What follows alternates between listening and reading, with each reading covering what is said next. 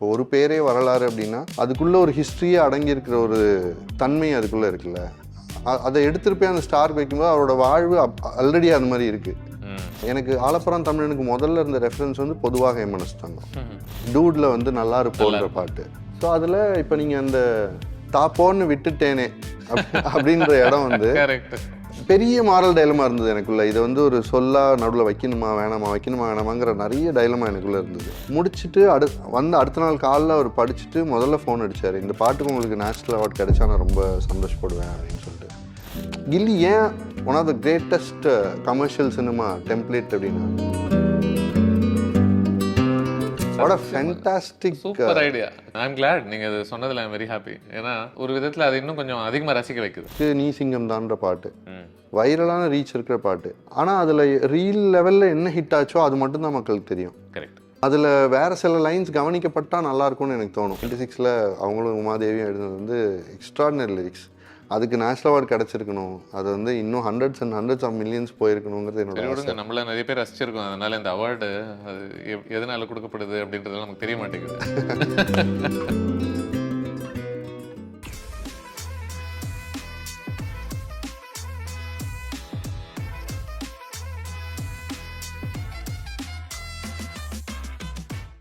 Hi Vivek, வணக்கம். வணக்கம். லாஸ்ட்டாக நம்ம இப்போ பார்த்தோம், ஸ்ரீலங்காவில் மீட் பண்ணோம் வாரி லான்ச் சர்ச்சையில் ஒரு டிரைவில் ஃப்ளைட்டில் இருந்து போகும்போது. அப்போவே ஒரு மினி இன்டர்வியூ ஒன்று முடிஞ்சிருச்சுன்னு நினைக்கிறேன். அதுக்குள்ளேயே நம்ம கான்வர்சேஷனில் உள்ளே கேமரா இருந்து அப்படியே கரெக்ட். ஆனால் போட்டிருக்க முடியாது வெளியில் பாதி. அப்போவே நினச்சிட்டு இருந்தேன், சரி கண்டிப்பாக ஊருக்கு வந்த பிறகு நம்ம பேசணும் அப்படின்னு சொல்லிட்டு. ஸோ ஜனநாயகன் இந்த வாரம் ரிலீஸ் ஆகுறது ஒரு சாக்காக அமைஞ்சது. அது பேசுறதுக்கு காரணம் கிடையாது, சாக்கு தான். அதை வச்சுட்டு சரி உங்ககிட்ட பேசலாம், உங்களுடைய ஒர்க்கை அதனுடைய குவாலிட்டிஸை பற்றி பேசலாம் அப்படின்னு நினச்சிட்டு நான். So thank you for coming. Absolutely my pleasure. உங்கள் சென்சிபிலிட்டிஸ் ஆல்வேஸ் எனக்கு ரொம்ப பிடிச்சிருக்கு. அதில் இப்போ நான் பார்ட்டாக இருக்கேங்கிறது வந்து எனக்கு really happy. Thank you so much. I think அந்த டைமில் நீங்கள் சொன்ன ஒரு விஷயம் வந்து மைண்டில் இருந்தது. நீங்கள் ஃபோன்லேயே அப்பப்போ டக்குன்னு எழுதி அனுப்ப வேண்டிய ஒரு இடத்துல இருக்கீங்கன்னு சொல்லிட்டு இருந்தீங்க இல்லையா, லிரிக்ஸ்லாம். உங்களுக்கு என்ன அது சுலபமாக பழகிருச்சா ஃபோனில் எழுதுவது அப்படின்ற ஒரு ஐடியாவே? ஏன் கேட்குறேன்னா, பல பேர் வந்து நம்ம எந்த மீடியமில் எழுதுகிறோமோ அதுவே நமக்கு எந்த மாதிரி சிந்தனைகள் வருது அப்படின்றது தீர்மானிக்குது அப்படின்றது சொல்லப்படுதில்ல. உங்களுக்கு அந்த மாதிரிலாம் ஏதாவது நீங்கள் பார்க்குறீங்களா? டியூ இல்லை, எனக்கு பிடிச்சது பேப்பரில் வச்சு எழுதும்போது ஒரு அது ஃபீலிங். எழுதுறதுங்கிறது அப்படி தான் நம்ம காலங்காலமாக கற்பிக்கப்பட்டதுனால என்னன்னு தெரியல, அது ரொம்ப பிடிச்சிருச்சு. அப்படி தான் first half of my career இது வரைக்கும் நான் ஒர்க் பண்ணிருந்தேன். இப்போ 10-12 இயர்ஸ் ஆயிடுச்சு. ஃபஸ்ட் 5-6 இயர்ஸ் அப்படி தான் ஒர்க் பண்ணிருந்தேன். அப்புறம் நான் நிறைய ஸ்க்ரீன் பிளேஸ் அண்ட் ஃபில்ம்ஸில் ஒர்க் பண்ண ஆரம்பித்தேன். அப்புறம் செட்டில் இருக்க வேண்டியிருந்தது.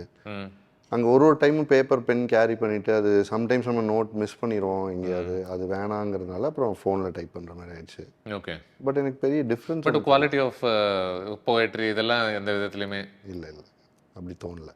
ஏன்னா ஈவன் பென் பேப்பரில் எழுதும்போதே நான் ரொம்ப எடிட்ஸ் இருக்காது, எழுதி அடித்து அப்படி இருக்காது.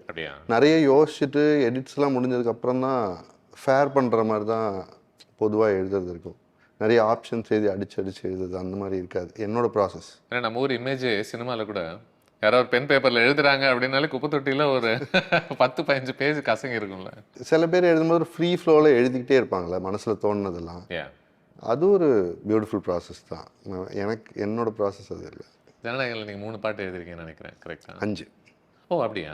ஓகே. ஆனால் நான் பார்த்ததில் கிரெடிட்ஸ் கொடுக்கப்பட்டது வந்து ஒரு பேரே வரலாறு, பிறகு செல்ல மகளே, ராவண மாவண்டம் இல்லையா? இது 3த்துக்கும் இன்னும் 2 சாங் இருக்குது. அப்படியா? ஓ இன்னும் ரிலீஸ் ஆக போகுது. ஓ அப்படி. ஓகே. கதையோட வர்ற பாட்டு, அதனால ப்ராப்ளி இந்த ரிலீஸ்க்குள்ளே வரலாம், இல்லை தேட்டரில் பார்க்கணும் இருக்கலாம். ஓகே. ஐ திங்க் ரொம்ப சோல்ஃபுல்லான சாங்ஸ். ஐ திங்க் அனி ஆல்பம்ஸில் அது ஒரு ப்ளஷர் நினைக்கிறேன். ஏன்னா உங்களுக்கு ரிலீஸ் ஆகக்கூடிய ஒரு 2-3 பாட்டு வரும், அதுக்கப்புறம் படம் பார்க்கும்போது there will always be 2 or 3 ஒரு சர்ப்ரைஸ் ட்ராக்ஸ் அப்படி என்ன சொல்லலாம்ல. அது எல்லா ஆல்பம்லேயுமே இருந்துகிட்டே தான் இருந்திருக்கு ஆரம்பத்தில். ஆக்சுவலாக அதில் ஒரு சாங் ரிலீஸ் ஆகிடுச்சுன்னு நினைக்கிறேன். அந்த ஆடியோ லான்ச்சுக்காக ஒரு சாங் வந்தது, அந்த உள்ள ஒளிச்ச உயிரே என்ன பிரியாதிரணி அப்படின்னு ஒரு எமோஷனல் சாங் ஒன்று சாருக்காக வந்தது. ஒன் மோர் சாங் அது படத்தோட இருக்கிற சாங், அது ப்ராப்ளி ரிலீஸ் ஆகும். ஓகே. எனக்கு என்ன இப்போ இன்னைக்கு ஒரு ஒரு பாட்டுக்கு நம்ம லிரிக்ஸ் எழுதுறோம் அப்படின்றத தாண்டி அந்த ஒரு கேட்சியான ஒரு 2 வேர்ட்ஸ் 3 வேர்ட்ஸ் ஒன்று ரொம்ப தேவைப்படுது இல்லை ஒரு விதத்தில் அந்த பாட்டுக்கான ஒரு பிராண்டை உருவாக்குறதுக்கு அது ரொம்ப அவசியப்படுதோ அப்படின்னு தோணுது. இப்போ ஃபார் எக்ஸாம்பிள் ராவண மாவண்டா அப்படின்றது ரொம்ப பவர்ஃபுல்லான ஒரு இமேஜை ஆட்டோமேட்டிக்காக உங்கள் மைண்டில் கிரியேட் பண்ண முடியுது. அது ஒரு ஜெனரிக்கான ஒரு வேர்டு கிடையாது. அது அழகாக இருக்குது அப்படின்றத தாண்டி அது நல்ல அழுத்தமாகவும் இருக்குது அப்படின்னு நினைக்கிறேன் நான். Talk to me about figuring out words like this. அந்த எசன்ஸை கம்யூனிகேட் பண்ணுதான்னா ஆமாம், பட் அந்த பாட்டுக்கு ஒரு ஒரு பிராண்டையும் உருவாக்கக்கூடிய ஒரு வார்த்தைகளாக இருக்கும். இப்போ என்னோட தேடலில் மோஸ்ட்லி இந்த கேட்சி வேர்ட்ஸுங்கிறதுக்குள்ளே என் மைண்டு பொதுவாக போனதில்லை. ஓகே.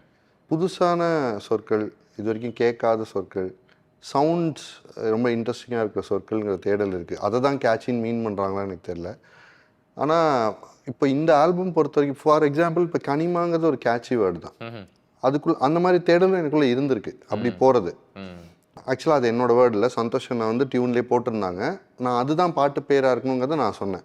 அது பாட்டு பேராக வச்சுக்கலாம், அதை முன்னாடி தூக்கிட்டு வரலாம் அப்படிங்கிறத நான் சொன்னேன். பட் இந்த ஆல்பம் பொறுத்த வரைக்கும் கேட்சி வேர்ட்ஸ்குள்ளே போகணுன்னு எந்த பாட்டுமே நான் அப்ரோச் பண்ணலை. ஸ்ட்ராங்காக இருக்கணும் சொற்கள் அப்படிங்கிறது தான், பொருள் ஆழமாக இருக்கணும் அப்படிங்கிறது தான். இப்போ ஒரு பேரே வரலாறு அப்படின்னா அதுக்குள்ளே ஒரு ஹிஸ்ட்ரியே அடங்கியிருக்கிற ஒரு தன்மை அதுக்குள்ளே இருக்குல்ல, அதை எடுத்துகிட்டு போய் அந்த ஸ்டார் வைக்கும்போது அவரோட வாழ்வு ஆல்ரெடி அது மாதிரி இருக்குது. ஸோ அது பொருந்தி போகுது. பொருள் சார்ந்து தான் இந்த ஆல்பம் பொறுத்த வரைக்கும் என்னோட தேடல் இருந்தது. ராவண மாவண்டாவும் அப்படி தான். ஒரு 10 தலை இருக்கிற ஒருத்தனுக்கு பக்கத்தில் வந்தால் என்ன நடக்கும் அப்படின்றது. ப்ளஸ் ராவணனை வந்து தமிழ் சமூகம் எப்படி பார்க்குதுன்னு ஒன்று இருக்குல்ல, உயர்வான சாரி எந்த விதத்துலையுமே நம்ம அது ஒரு ஒரு கெட்ட கேரக்டரை நம்ம பார்க்கறது கிடையாது இல்லையா? உயர்வா அதனால அதை தூக்கி பற்றி நம்ம கவலைப்பட வேண்டாம். இல்லை, இந்த ஒரு அரசியல் பார்வை ஒன்று இருக்குல்ல ராவணனுங்கிற ஒரு சொல் மேலே, அது இப்போ தமிழ்நாட்டிலேருந்து நம்ம உயர்த்தி பிடிக்கிற ஒரு சொல்லாவே எப்போவுமே இருந்திருக்கு. ஸோ அப்படி ஒன்றா அது நிற்கணும் அப்படின்ற ஆசையும் இருந்தது. ஸோ பொருள் சார்ந்த தேடல் தான் மோர் கேட்சி வேர்டுங்கிறது தான். பல முறை எனக்கு என்ன தோணுன்னா பாட்டு கேட்கும் போது இல்லை அந்த சொற்களை நம்ம ஒரு ஒரு பாடிக்கிட்டே ஒரு டியூனாக ரசிச்சுக்கிட்டே கடந்து போயிடுறோம்னு தோணுது. அதனுடைய ஆழத்தையோ அதனுடைய அழகையோ கொஞ்சம் நேரம் எடுக்கும்போது தான் அதை உணர முடியுதுன்னு நினைக்கிறேன். இப்போது ஒரு பேரே வரலாறுன்ற ஒரு 3 வார்த்தை இருக்குது இல்லையா? அதை பற்றி நம்ம சிந்திக்கும் போது அதுக்குள்ளே இருக்கக்கூடிய ஆழமும் அர்த்தமும் நமக்கு புரிய ஆரம்பிக்குது. இல்லைன்னா இது வெறும் ஏதோ ஒரு லெட்டர்ஸை கம்பைன் பண்ணிட்டு அப்படியே ஒரு பேரே வரல அப்படியே பாடிட்டே போகக்கூடிய ஒரு தன்மை ஐ திங்க் சினிமா பாடல்களுக்கு முக்கியமாக இருக்கா, இல்லை பாட்டுக்கே ஜென்ரலாக இருக்கான்னு எனக்கு தெரியல. அப்படி கடந்து போனால் கூட ஓகே தான் நினைக்கிறேன். அப்போது டியூனுக்கு இன்னும் அதிக ரெஸ்பெக்ட் கொடுத்து நம்ம கேட்போம். பட் எனிவேஸ் அந்த கலை வந்து நிறைய பேர் சேர்ந்தது. டைரக்டரோட இன்புட், ஒரு ஸ்டாரோட off screen image and on screen image, அந்த கேரக்டர் அந்த படத்தில் பண்ணுற விஷயம், ஒரு பாடலாசிரியரோட பெர்ஸ்பெக்டிவ், இதெல்லாம் சேர்ந்தது தானே அது. அதில் எந்த பர்சன்டேஜில் எதை ரசித்தாலுமே ஓகேன்னு தான் நினைக்கிறேன். ராவண மாவண்டா பொறுத்த வரைக்கும் இப்போ பொதுவாக நீங்கள் பார்த்தீங்கன்னா ரொம்ப பவர்ஃபுல்லாக இருக்க வேண்டிய பாடல்கள், ரொம்ப நல்ல குத்து பாடல்களாக இருக்கலாம், இல்லை ஹீரோ எலிவேஷன் சாங்ஸாக இருக்கலாம். அதில் வந்து நம்ம தமிழுக்கே உரிய சிறப்பு இருக்குல்ல, வல்லினம் போடும்போது அதோட அழகு அப்படியே மேலே போய் நிற்கும்.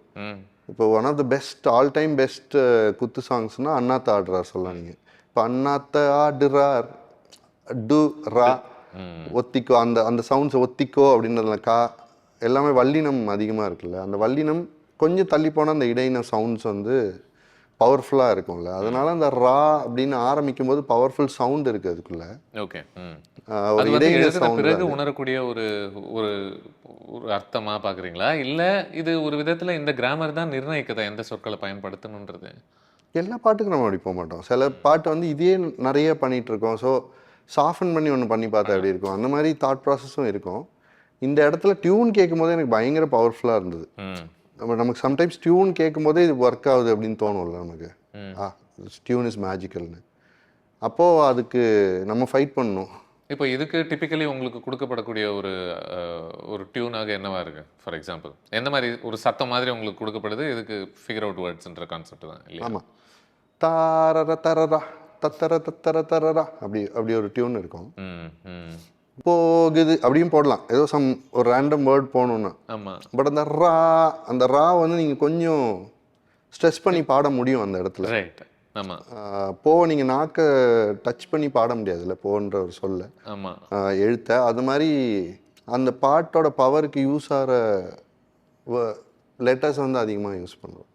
இந்த எலிவேஷன் சாங்ஸ் எல்லாம் நம்ம பேசும்போதில்ல இந்தியன் சினிமா முக்கியமாக ஒரு வேலை என்ன பண்ணோம்னா தமிழ் சினிமா ஆல்சோ இந்த நடிகர்களுடைய தனிப்பட்ட ஒரு ஐடென்டிட்டியும் அது யூஸ் பண்ணிக்கிட்டே இந்த கதைக்குள்ள அவங்களையும் எலிவேட் பண்ணிக்கிட்டே இந்த கதையுமே எலிவேட் பண்ண ட்ரை பண்ணிக்கிட்டே இருக்கு விச் மேக்ஸ் இட் கொஞ்சம் ட்ரிக்கின்னு நினைக்கிறேன். ஏன்னா ஒரு பக்கம் நீங்கள் கதை சார்ந்த ஒரு எலிவேஷன் அந்த கேரக்டர் சார்ந்த எலிவேஷன் பண்ண வேண்டியிருக்கு, பட் மறுபக்கம் இந்த ஒரு தனி நபருடைய எலிவேஷனையும் மனசில் வச்சுக்கிட்டே அதை செய்ய வேண்டியிருக்கு. இதை நம்ம ஆதி காலத்துலேருந்தே நம்ம செஞ்சுக்கிட்டு இருக்கோம் அப்படின்னு நினைக்கிறேன் நான்.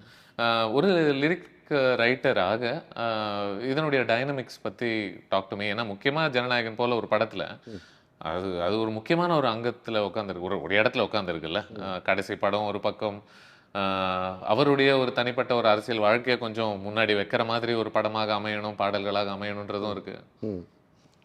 அது நான் ஆல்வேஸ் ரிஃப்ளெக்ஷனாக ஆடியன்ஸால் அதை பார்க்க முடிஞ்சிருக்கான்னு எனக்கு தெரியல. இன்டென்ஷனலாக நான் பண்ண விஷயங்கள் நிறைய அந்த மாதிரி பாடல்களில் அந்த கேரக்டரும் அந்த கதையும் ரொம்ப விட்டு கொடுக்காம தான் அந்த விஷயத்த பண்ணியிருக்கேன். அது மேபி நான் எடுத்து சொன்னால் தெரியலாம், இல்லை வெளிப்படையாக தெரியாமலும் போகலாம். ரைட் ஃப்ரம் இப்போ ஆலப்புறான் தமிழ்லே அந்த எலிவேஷன் சாங்ஸ் நம்ம எப்படி பார்க்குறோன்றதும் இருக்குது. சம்டைம்ஸ் அந்த எலிவேஷன் சாங்கோட கலரையும் நம்ம மாற்றிடுவோம். எனக்கு ஆலப்புறான் தமிழனுக்கு முதல்ல இருந்த ரெஃபரன்ஸ் வந்து பொதுவாக என் மனசுதாங்கம், அப்படி ஒரு பாட்டு பண்ணலாம் தான். அப்போ நான் ரெக்வஸ்ட் பண்ணேன், பொதுவாக என் மனசுதாங்க மாதிரி இப்போ என்கிட்ட வச்சுக்காத அப்படின்ற ஒரு சாங் தானே அது, அதுலேருந்து வேறு கலருக்குள்ளே போகலாமா? இப்போ தான் வந்து ஜல்லிக்கட்டு போராட்டம் நடந்திருக்கு, எல்லாரும் ஒரு உணர்வோடு ஒன்றா வந்திருக்கோம், இது ஒரு வரலாற்று பதிவாக ஒரு பாட்டில் ஆக்க முடியுமா அப்படின்ற தேடல் எங்கள் எல்லாருக்குமே இருந்தது. அப்போது அதுக்கு எல்லாமே சரியாக வரணும்ல. ஒரு தமிழுக்காக இவ்வளோ கான்ட்ரிபியூட் பண்ணியிருக்கிற ரஹ்மான் சார் இருக்கார், அதுக்குள்ளே விஜய் சார் வந்து ஜல்லிக்கட்டு போராட்டத்தில் போய் அங்கே நின்னார், பீச்சில் நின்ன ஒரு ஹீரோ. ரேண்டமாக எல்லாருக்கும் அதை எழுதிட முடியும்னு சொல்ல முடியாது, அவர் போய் நின்னார். அதுக்கு அப்போ ஒரு நியாயம் இருக்குதுன்னு நமக்கு தோணும் அதை எழுதுறதுக்கு. மொழி உணர்வு, எல்லாரும் ஒன்றா சேர்ந்து வந்தது, மக்கள் எல்லாருமே தமிழ் மக்கள் எல்லாம் ஒன்றா சேர்ந்து ஒரு இடத்துல நின்னது, இது எல்லாத்தையும் பாட்டாக்கிடலாம் அப்படிங்கும்போது தான் வாயில்லா மாட்டுக்கும் நீதியை தந்தானே அப்படின்றது இருந்தது. ஸோ இப்போ ரஹ்மான் சார் வந்து என்கிட்ட கேட்டாங்க, வாயில்லா மாட்டுக்கு நீதியை தந்தது இப்போ போராட்டத்துக்கு ஓகே தான், ஆனால் கதைக்கு இது வேணுமா, இது ரொம்ப தனியாக இருக்கா அப்படின்னு கேட்டப்போ, அப்படி இல்லை சார், அவர் இப்போ 70s 80s அந்த கதை நடந்துகிட்ருக்கு, வெற்றிமாறன்ற கேரக்டர் அப்போ பாடிட்டுருக்காரு. அது அந்த காலகட்டத்தில் அவர் மனுநீதி சோழனை பற்றி தான் பாடிட்டுருக்காரு. வாயில்லாத மாட்டுக்கும் நீதியை தந்தான் அப்படிங்கிறது அவர் அதை தான் மீன் பண்ணிகிட்ருக்காரு. இங்கே நம்ம கனெக்ட் ஆகும்போது அது இதுவாக கனெக்ட் ஆகுது அப்படின்றது இருக்கலாம். இது மாதிரி நிறைய படங்களில் அதை நான் ட்ரை பண்ணியிருக்கேன். அப்படி நியாயமாக இருக்கிறதுக்கு முடிஞ்ச அளவுக்கு ஒரு 90% அட்லீஸ்ட் நியாயமாக இருக்கிறதுக்கு. அதில் இன்னொரு எக்ஸாம்பிள் சொல்லணுன்னா, புதிய எதிரியே வா என்னை எதிர்க்கவே பழைய எதிரிகள் என் ரசிகர் படையிலே அப்படின்னு இருக்கும் விஜய் சாரோடது தீ தளபதி பாட்டில். இப்போ அது வந்து ஒரு ஹீரோவுக்கு ப்ராப்பரான ஒரு எலிவேஷனாக இருக்கும். என்னை எதிர்த்தவங்கெல்லாம் இன்றைக்கி என் ரசிகர் படையில் சேர்கிற அளவுக்கு நான் வளர்ந்துட்டே வரேங்கிறது இருக்கும். அந்த கதைக்குள்ளே பார்த்தீங்கன்னா இப்போ எஸ்.ஜே. சூர்யா சாரோட அவர் சேர்ற அந்த மொமெண்ட்டில் தான் அந்த பாட்டு ஆரம்பிக்குது. So S J. சூர்யா சார் முன்னாடியே ஒரு ஃபோன் காலில் சொல்லியிருப்பார், நீயும் நானும் பிஸ்னஸ் எதிரியாக இருந்தப்போ எனக்கு உன் மேலே கடுப்பாக இருந்தது, ஆனால் ஒரு பாயிண்ட்டுக்கு மேலே நீ கையாண்ட விதத்தை பார்த்து நான் ஃபட்டுன்னு ஃபேன் ஆகிட்டேன் உனக்கு அப்படின்றது அதுக்குள்ளே இருக்கும். ஸோ அவ்வளோ டீப்பாக அந்த கதையை யாரும் பார்த்துருக்கிறதுக்கான நியாயம் இல்லை அந்த இடத்துல. ஆனால் இந்த இடத்துல இருந்து என்னுடைய ஒரு எத்திக்ஸாக இது இருக்குது அப்படின்றத நீங்கள் சொல்கிறீங்க இல்லையா? அந்த கேரக்டருக்குமே ஒரு எத்திக்ஸ் இருக்குல்ல, ஏன் தனியாக வந்து பாடணுன்ற கேள்வி இருக்குல்ல. அதில் இப்போ நெருப்பு பேரோட நீ கொடுத்த ஸ்டாரோட அப்படின்னு இருக்கும்போது நீங்கள்லாம் கொடுத்த பட்டம் சூப்பர் ஸ்டார்ன்ற பட்டத்தோடு நான் இவ்வளோ நாள் இருக்கேன்றது இருக்கும். ஆனால் அந்த கதைக்கு நெருப்பு பேரோட நீ கொடுத்த ஸ்டாரோடங்கிறது வந்து போலீஸ் ஹைரார்க்கியில் வர்ற அந்த ஸ்டாரை குறிக்கிறது இருக்குது அதில். ஸோ இந்த மாதிரி முடிஞ்ச அளவுக்கு நியாயமாக அழகாக இருக்குது. ஒவ்வொரு இடத்துலையுமே என்ன சொல்கிறது, இது இதையும் குறிக்குது இது இதையும் குறிக்குது அப்படின்றதுக்கான நிறைய குட்டி குட்டி சிம்பிள்ஸ் எல்லாம். சம்டைம்ஸ் அந்த பேலன்ஸ் எடுக்க போய் அது நம்ம நினச்சது வெளில வந்துச்சான்னு டவுட்டு நமக்கே இருக்கும். உதாரணத்துக்கு இப்போ திரை தீப்பிடிக்கும் பாட்டு இருக்கும்போது திரை தீப்பிடிக்கும் வெடி வெடிக்கும்ங்கிறது வந்து எனக்கு பயங்கரமாக இருந்தது. சாருக்கு வச்சு பார்க்கும்போது அவர் ஸ்க்ரீனில் வந்தால் மேஜிக், அது வந்து ஸ்க்ரீன் இஸ் ஆன் ஃபயருங்கிறது. என்னோட மனசில் உள்ள நியாயம் என்னவாக இருந்ததுன்னா, விழித்திரை தீப்பிடிக்கும், விழித்திரையில் அவர் வந்துட்டாருன்னா தீப்பிடிக்கும் அப்படின்னு அந்த கேரக்டர் அப்படின்னு இருந்தது. ஆனால் அது ஸ்டில் விழிங்கிறது அங்கே இல்லைல்ல நான் நினச்சிக்கிறேன். ஆனால் ஆடியன்ஸ்க்கு அது போய் சேர்றதுக்கு நடக்கலை அப்படிங்கும்போது ஒரு பேரை வரலாறுல அது சரி பண்ணுவோம் அப்படின்ட்டு விழித்திரையில் பார்த்தா மனம் கரைஞ்சே போகும்னு இருக்கும். ஸோ அவர் கடைசி படம் எல்லாம் முடிஞ்சு போக போகுது. அப்போது உன்னை விழி வந்து உன்னை திரையில் பார்க்கும்போது நான் எப்படி ஃபீல் பண்ணேங்கிறது ஒரு ரசிகனாக சொல்கிறதும் சரி, விழித்திரையில் உன்னை பார்த்தா எனக்கு எப்படி ஃபீல் ஆகுதுன்னு அந்த கேரக்டருக்காக மக்கள் சொல்கிறதும் சரி. ஏன்னா ஒரு பெரிய மக்கள் பிரச்சனையை சால்வ் பண்ணப்புறம் வரும் பாட்டு அது. ஸோ மக்கள் சொல்கிறதுக்கும் சரியாக இருக்கிற மாதிரி அதை சரி பண்ணி இதில் கொடுத்த மாதிரி. ஒரு விதத்தில் இது என்னென்னா, இந்த மாதிரி பாடல்கள் நீங்கள் எழுத ஆரம்பிக்கும் போதே உங்களுக்கு தெரியும் இதனுடைய ரீச் வந்து பயங்கரமாக இருக்க போகுது அப்படின்றது. அது சில படங்கள் சில பாடல்கள் பொறுத்து உங்களுக்கு முன்கூட்டியே தெரியும் இதனுடைய ஸ்கேல் என்னவாக இருக்க போகுது. இது நம்ம என்ன எழுதினாலுமே லட்சக்கணக்கான கோடிக்கணக்கான மக்கள் இதை கேட்க போகிறாங்க அப்படின்றது மட்டும் உறுதி ஒரு விதத்தில். இது வந்து ஒரு ரைட்டர்ஸாக இருக்கக்கூடியவங்க, முக்கியமாக ஒரு இன்ட்ரோவர்ட்டட் ஸ்பேசஸ்லேருந்து வரக்கூடிய அந்த ஆரம்ப காலகட்டத்திலலாம் இருக்கிறவங்களுக்கு கொஞ்சம் ஒரு பெரிய பயத்தை கூட கொடுக்கலாம். என்னடா இதில் ஒரு சுதந்திரம் இருக்காதோ, நான் பாட்டுக்கு நான் ஒரு ஒர்க் பண்ணிட்டு இருக்கேன், இது இத்தனை கோடி பேருக்கு போய் சேருமா அப்படி அந்த ப்ரெஷருக்கு வேறு நான் இப்போ டீல் பண்ணமான்னு ஒன்றுல. when did you start making peace with it? இல்லை, எனக்கு ஆரம்பத்துலேருந்தே அது ஒரு ஆப்பர்ச்சுனிட்டியாக தான் ஃபீல் ஆச்சு. ஸோ இவ்வளோ பேருக்கு போய் உடனே சேரப்போகுதுன்னா அது நம்ம சேர்க்கறது ரொம்ப கஷ்டம் இல்லை. நம்ம மேடையில் ஏறி கூரையில் ஏறி கூவிகிட்டே இருக்கணும், இதை பாருங்களேன், இதை கேட்டு பாருங்களேன்னு. அண்ட் இன்னைக்கு உள்ள காலகட்டத்தில் நமக்கு இப்போ வைரல் ரீச்சாக சாங் இருந்திருக்கும். இப்போ உதாரணத்துக்கு நீ சிங்கம் தான்ற பாட்டு வைரலான ரீச் இருக்கிற பாட்டு. ஆனால் அதில் ரீல் லெவலில் என்ன ஹிட் ஆச்சோ அது மட்டும்தான் மக்களுக்கு தெரியும். கரெக்ட். அதில் வேறு சில லைன்ஸ் கவனிக்கப்பட்டால் நல்லாயிருக்கும்னு எனக்கு தோணும், ஃபியூ அதர் லைன்ஸ். ஆனால் அது போய் இன்னுமே சேரலை. ஸோ இந்த மாதிரி ஏதாவது ஒரு இன்டர்வியூஸ் அதை எடுத்துகிட்டு போய் சேர்த்தா நான் ரொம்ப ஹாப்பியாக ஃபீல் பண்ணுவேன். Not for the writer but for others.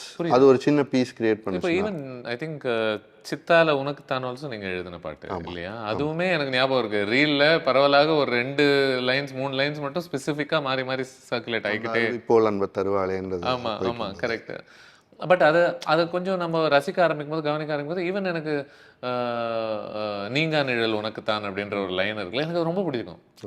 ஒரு நீங்காத ஒரு நிழல் அப்படின்னா ஆட்டோமேட்டிக்காக உங்கள் மைண்டில் அது ஒரு பெர்மனன்ட் சென்ஸ் ஆஃப் ப்ரொடெக்ஷனை உடனடியாக உங்களுக்கு கொடுக்குது அப்படின்ற ஒரு ஃபீலிங். ஆக்சுவலாக நீங்கள் ரொம்ப கரெக்டான ஒரு விஷயத்தை பற்றி பேசுங்க, அதை பற்றி பேசலாமா? டைம் இருக்கா?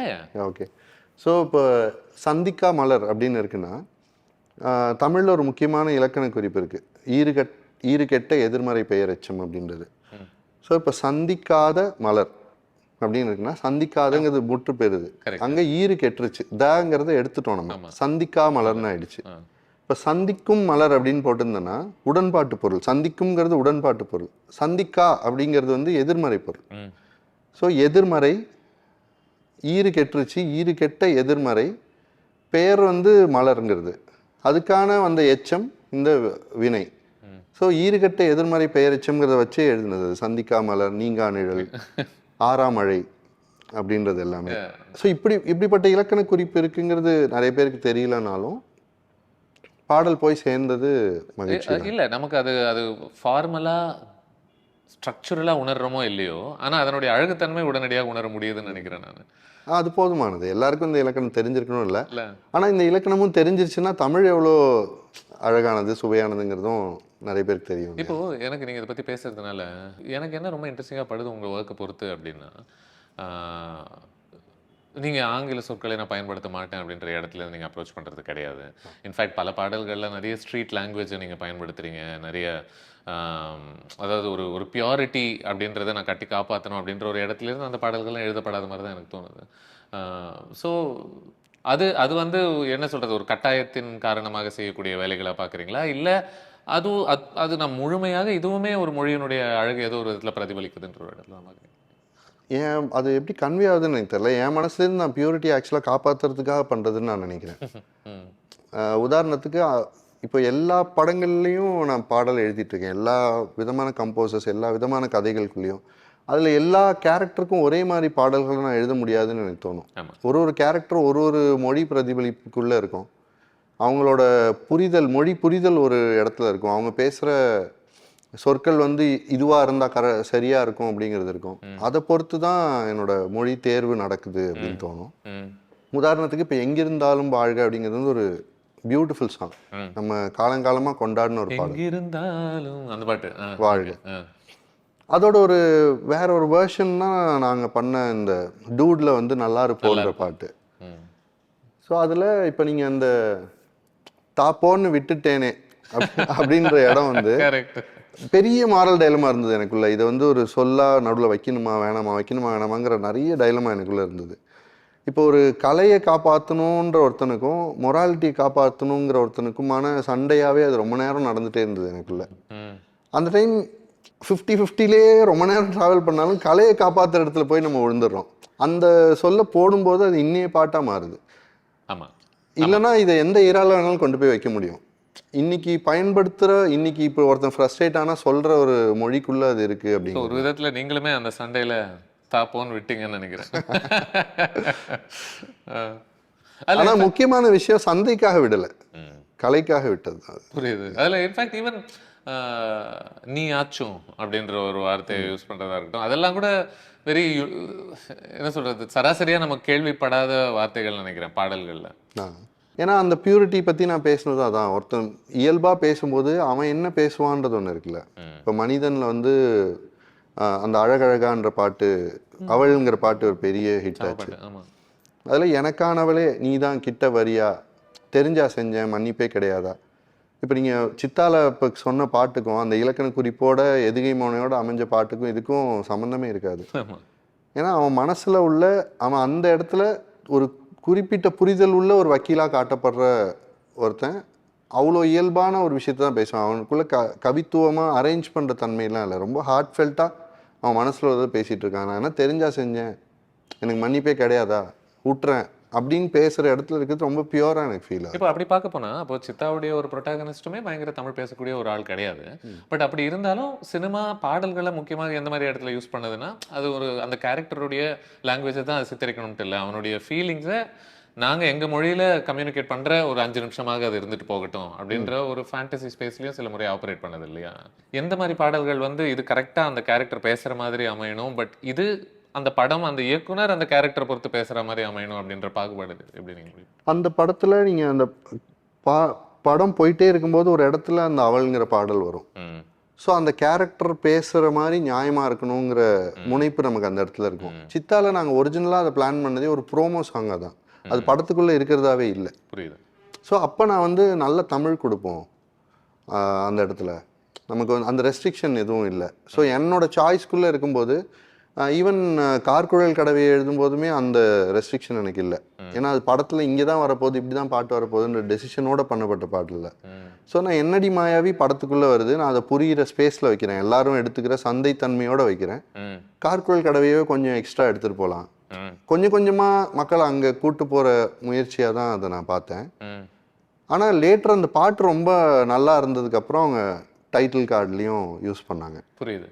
அமுதக்கடல் அந்த பாட்டு அது முன்னாடி படத்தில் கிடையாது, உள்ள கிடையாது. அது ஐ திங்க் உங்கள் பாடல்கள் இப்போ நீங்கள் சொல்கிற பல பாடல்கள்லேயே சின்ன சின்ன ஒரு 2-3 வார்த்தைகள் வழியாக எவ்வளோ பெரிய ஒரு ஆழத்தை கம்யூனிகேட் பண்ண முடியுன்றது தான் ஐ திங்க் அதுதான் போயட்ரி ரொம்ப பியூட்டிஃபுல்லாக செய்ய முடியுதுன்னு நினைக்கிறேன் இல்லையா. அப்படியே பெருசாக ஒரு 1 hour பேசி கம்யூனிகேட் பண்ண முடியாத ஒரு மீனிங்கை கூட ஒரு 3 வார்த்தைகள்னால சொல்ல முடியுதுன்னு நினைக்கிறேன். இப்போ என்னடி மாயாவி நீ யோசிக்கும் போது ஏன் நிஜம் காட்டுற அப்படின்னு சொல்ற ஒரு விஷயம் ஒன்று இருக்குல்ல, இப்போ அதை பத்தியே நம்ம ஒரு மணி நேரம் 1/2 மணி நேரம் பேசலாம்னு நினைக்கிறேன் இல்லையா. அதான் அதோட பியூட்டின்னு நினைக்கிறேன். 3 மணி நேரம் பேசக்கூடியது 3 சொல்லா போட்டுட்டு அந்த 3 சொல்ல பத்தி நீங்க 3 மணி நேரம் பேச முடியல ஒரு தன்மை. ஏன்னா ஒரு காதல் அப்படின்னு வரும்போது நீ உனக்குள்ள சந்திக்க விரும்பாத விஷயங்களை கூட அது சந்திக்க வைக்குது. இந்த மாதிரி சின்ன சின்ன விஷயம் தான் ஒவ்வொரு வாட்டியும் நினைப்பேன். இந்த மாதிரி ஏதாவது ஒன்று கவனிக்கும் போது நல்லா இருக்குன்னு தோணும் போது சரி இனிமேல் அதை ஒழுங்காக பண்ணணும், இனிமேல் பாட்டெலாம் கேட்கும் போது ஒழுங்காக கவனிக்கணும் அப்படின்னு தோணும். அதுக்கப்புறம் கூட சேர்ந்து பாடி ஆடி அந்த ஜோனுக்குள்ளே போய் அப்படி கேட்டாலும் பரவாயில்ல, பாட்டு கேட்டிங்கன்னா போதும். உங்களுக்கு ஹீரோ எலிவேஷன் ஃபட்டிக் அந்த பிரச்சனைலாம் இல்லையா? இல்லை, எல்லா படங்களையும் வரும்போது புதுசாக என்ன பண்ணலாங்கன்னு மட்டும் தோணிகிட்டே இருக்குது. அதே கொடுத்துட்டே இருந்துடக்கூடாது அப்படின்ற ஒரு கவனம் இருக்குது. ஸோ அதுக்குள்ளே ஸ்ட்ரக்சர்லாம் என்ன பண்ணலாம், வேற என்ன கொடுக்க முடியும் அப்படிங்கிற தேடல் மட்டும் இருந்துகிட்டே இருக்கு. ஸ்க்ரீன் பிளேவை நான் எக்ஸாம்பிளாக சொல்லிவிட்டு லிரிக்ஸ்க்கு வரணும்னா, இப்போ மங்காத்தா எடுத்துக்கிட்டிங்கன்னா ஒரு ஃபென்டாஸ்டிக் ரைட்டிங் அந்த படத்துக்குள்ளே. ஒரு ஹீரோ எலிவேஷன் படம், அது ஒரு ஹீரோக்கான ப்ராப்பர் படம். அதோட இன்டர்வல் பிளாக் பார்த்தீங்கன்னா இப்போ உட்காந்து ஒரு செஸ் விளையாடிட்டு அஜித் சார் வந்து அதை பண்ணிகிட்ருப்பாங்க. அதில் ஒரு 2 கேரக்டர் வந்து கன் வச்சுருக்கக்கூடியவங்க. அந்த இன்ஸ்பெக்டர் கணேஷோ இல்லை வைபவோ, அவர் ஒரு ரவுடி. ஸோ கன் இருக்கும், நான் அண்டர் எஸ்டிமேட் பண்ணி ஃபஸ்ட்டு இவங்க 2 பேரை சுடக்கூடாது, ஓவர் கான்ஃபிடென்ஸ் உடம்புக்காகுது, ஃபஸ்ட்டு இவங்க 2 பேரை சுடு அப்படின்ற மென்டல் கால்குலேஷன் அவருக்குள்ள ஓடும். அப்படி தான் அவங்க 2 பேரை சுட்டுட்டு ஒரு கிங் மேக்கர் மாதிரி ஒரு நிற்கிறது தான் அதோட இன்டர்வல் பிளாக். அதோட ரைட்டிங் பியூட்டி அப்படியே பார்த்தீங்கன்னா, அவர் ஓவர் கான்ஃபிடென்ட்டாக இருக்கக்கூடாதுன்னு சொல்கிற அந்த மொமெண்ட்டு தான் ஸ்லைட்டாக ஓவர் கான்ஃபிடென்ட்டாக இருந்துட்டாரோ, அவங்க 2 பேரை கொஞ்சம் அண்டர் எஸ்டிமேட் பண்ணிட்டாங்களோ, அவங்க தான் இப்போ செகண்ட் ஹாஃபில் அந்த பணத்தை திருடிட்டு ஓடுவாங்க. அந்த யாரை 2 பேரை ஃபஸ்ட்டு விட்டாரோ, ஃபஸ்ட்டு சுடுறதா இருந்தாரோ, அவங்க 2 பேர் தான் பணத்தை திருடிட்டு ஓடுவாங்கன்றது வரும். அண்ட் அதுக்குள்ளே சமயோஜிதமாக யோசித்து எப்படி அந்த நடந்த ஒரு விஷயத்துக்குள்ளேருந்து ஒரு ஹீரோவாக ஜெயிச்சு அவர் வராரு அசுரத்தனமாக அப்படிங்கிறது. அதுமாதிரி இப்போ கில்லி பற்றி ஃப்ரெண்ட் ஒரு ரைட்டர் கிருஷ்ணான்னு அவரோட பேசிகிட்டு இருந்தோம். அப்போ ஒரு பியூட்டிஃபுல் விஷயம், கில்லி ஏன் all time greatest, one of the greatest commercial cinema template அப்படின்னா, இது அவங்க ஒரிஜினல் ரைட்டர்ஸ் சொன்னதாக அவர் பேசிகிட்டு இருந்தது. ஒரு கபடி ஆடுற ஹீரோ, நீங்கள் அந்த படத்தை பார்த்தீங்கன்னா ஒருத்தர் ஸ்டார்ட் பண்ணுறான், இங்கே ஒரு இடத்துலேருந்து தான் ஊர்லேருந்து ஸ்டார்ட் பண்ணி இன்னொரு ஊருக்கு போகிறார், மதுரைன்ற ஊருக்கு. நீங்கள் அதை ஒரு கோடாக பிரிச்சிட்டிங்கன்னா இந்த கோட்டை தாண்டி அந்த சைடு விளையாட போகிறாரு. போய் அவன் ஏரியாக்குள்ளே போய் அவனையே அடிச்சுட்டு அந்த பொண்ணை கூப்பிட்டு வந்து அந்த மிட் பாயிண்டில் நின்று ப்ராமிஸ் பண்ணுறது தான் அதோட இன்டர்வல். ஃபர்ஸ்ட் ஹாஃப் வந்து அந்த ஊருக்குள்ளே போயிட்டு வந்து மிட் பாயிண்ட் ப்ராமிஸ், நான் காப்பாற்றுறேன் உடனே, நான் அவன் கூட இருக்க போகிறேன் அப்படின்றது ப்ராமிஸ். செகண்ட் ஹாஃப் பார்த்தீங்கன்னா அவர் அந்த ஏரியாலேருந்து இங்கே வந்து இந்த கோதாக்குள்ளே எப்படி விளையாண்டு கடைசியாக யார் ஜெயிக்கிறா அப்படின்னு ஃபேண்டாஸ்டிக் தாட். ஒரு கமர்ஷியல் ஃபிலிமுக்குள்ளே தான், கமர்ஷியல் ஃபிலிம் தான் டெம்ப்ளேட்டு, பட் எவ்வளோ பியூட்டிஃபுல்லான ஒரு விஷயத்த அவங்களால பண்ண முடியுது. உண்மை. ஐ எம் கிளாட் நீங்கள் அது சொன்னதில் ஐ எம் வெரி ஹாப்பி. ஏன்னா ஒரு விதத்தில் அது இன்னும் கொஞ்சம் அதிகமாக ரசிக்க வைக்குது. So credit goes to the original writers of the Telugu film and how beautifully it is made. அது ஒரிஜினல் ஃபில்மோட ஒரு ஸ்டெப் மேலேன்னு எல்லாரும் சொல்கிற அளவுக்கு தமிழ் ஃபில்ம் எப்படி பண்ணாங்க. அண்ட் விஜய்ஸோட ஷியர் ஒரு நாட்டினஸ், காமிக் டைமிங், பவர், அது எப்படி அந்த கமர்ஷியல் ஃபில்மை ஓவராலாக ஷோல்டர் பண்ணாருன்றது. ஸோ இப்படி புதுசாக யோசிக்க முடியும் லிரிக் ரைட்டிங்குள்ளேயும். அப்படிங்கும்போது இப்போது இதில் ஒரு பாட்டு இருந்தோம், த ஒன் அப்படின்னு ஒரு சாங் ரெட்ரோவில். அண்ட் சாருக்கு இப்போது சூர்யா சாருக்கு அந்த ஒன்னுன்னு கார்த்திக் சுப்ராஜ் வந்து அதிலே போட்டார். இப்போ அவருக்கு ஒன்னுங்கிறதே ஒரு அடையாளமாக மாறிட்டு இருக்கு, எல்லா படத்துலேயுமே அதை ஒன்னுன்னு போடுற அளவுக்கு. ஸோ இந்த ஒன்னுங்கிற சாங்கே அதில் நாங்கள் பண்ணியிருந்தோம். அதில் இப்போது தா தர ரே தர ரா தர ரே அப்படின்னு இருக்குன்னா, இப்போ அதோட ப்ரோமோலே அது வந்திருக்கும், வா தர வா வர வா அப்படின்னு நம்ம போட்டோம்னா, வா தர வா, அந்த வார்த்தைக்கு ஒவ்வொரு சொல்லுக்கும் பொருள் இருக்குது, அதை அப்படி பிரிக்க முடியும். ஆனால் இப்போ சந்தத்தை இப்படி பிரிக்கலாமான்னு நாங்கள் யோசிச்சோம். சரி, புதுசாக ஒன்று பண்ணுவோம், இது வரைக்கும் கேட்காத சொற்கட்டுக்குள்ளே இதை கொண்டு வருவோம். அப்படிங்கும்போது தான் நான் வருவேன் எனக்கா திருந்தே அடித்தான் ஒரு நா யகனே அவன்தான் அப்படின்ற ஒரு ஸ்ட்ரக்சருக்குள்ளே அதை கொண்டு வரலாம். இல்லைன்னா அந்த ஒவ்வொரு இடத்துலையுமே எண்ட் பண்ணுற மாதிரி இருக்கும். இதில் நீங்கள் நடுவில் இருந்தாலும் பரவாயில்ல அப்படின்ற ஒரு இடத்துல. ஆமாம், நடுவில் இருந்தாலும் பரவாயில்ல. ஸ்ட்ரக்சரலாக இதை உடைச்சோம், மீனிங்காக எப்படி உடைக்கலாங்கிறது. இப்போ அதுலேயுமே வந்து சாரை வந்து அவரோட உழைப்புக்கெல்லாம் பலன் கிடச்சிட்டே இருந்த டைமில் பார்த்துட்டே இருந்தாங்க அவரோட ரசிகர்களும் சரி. ஒரு பாயிண்டில் அவரோட உழைப்பு அதுவாகவே தான் இருந்தது, சூரரை போற்றோ இல்லை ஜெய்பீமோ. ஆனால் அது தேட்டரில் வர முடியாத சூழலாயிடுச்சு. அப்படி திரும்ப அந்த தேட்டரில் வந்து அந்த செலிப்ரேஷனை பார்க்கணுன்னு ஆசைப்படுற ஒருத்தவங்களுக்கு ரொம்ப தூரம் இருந்தியே உன்னை திரும்ப அந்த ஸ்பேஸில் பார்க்கணுன்னு நினைக்கிறாங்க. ஆனால் அந்த கதைக்கு வந்து அந்த ஊர் மக்களை விட்டு அவர் ரொம்ப தூரம் போயிட்டார். நீயும் தூரம் போக நெஞ்சு புண்ணா கிடந்தேன், எப்போ உன் பாதம் படும்னு நான் காத்துட்ருக்கேன் அப்படின்றது. ஸோ சேம் எலிவேஷன் சாங்ஸ் தான், பட் ஸ்ட்ரக்சரலாக மீனிங்காக எப்படி உடைக்க முடியும், புதுசாக எப்படி பண்ண முடியும். ஓகே, ஏதாவது நேரங்கள் இருக்கா நீங்களும் அண்ணியும் உட்காந்துக்கிட்டு என்ன பாட்டுன்னா வேற என்ன பாட்டு, ஹீரோ எலிவேஷன் தான் அப்படியா அப்படின்ற ஒரு ஜோனில் ஒரு சலிப்பான ஒரு ஜோனில்? இல்லைங்க, சலிப்பை விட எனக்கு ரொம்ப ஆச்சரியம் தான் இருக்குது. அணி பார்த்தா எப்படி அவரால் இதை டே இன் அண்ட் டே அவுட் இத்தனை வருஷம் தாண்டி எவ்ரி சிங்கிள் சாங், ஒரு ஹீரோ எலிவேஷன் சாங் அது மிகப்பெரிய ப்ரெஷர், புரியுது, அதை ஒர்க் பண்ணுறவங்க மேலே. ஏன்னா அதே ஹீரோக்கு நிறைய பண்ண வேண்டியிருக்கு. கண்டிப்பாக. இல்லை எனக்கு என்னென்னா அது கொடூரம் என்னென்னா, அந்த pressure on him to deliver இருக்குல்ல.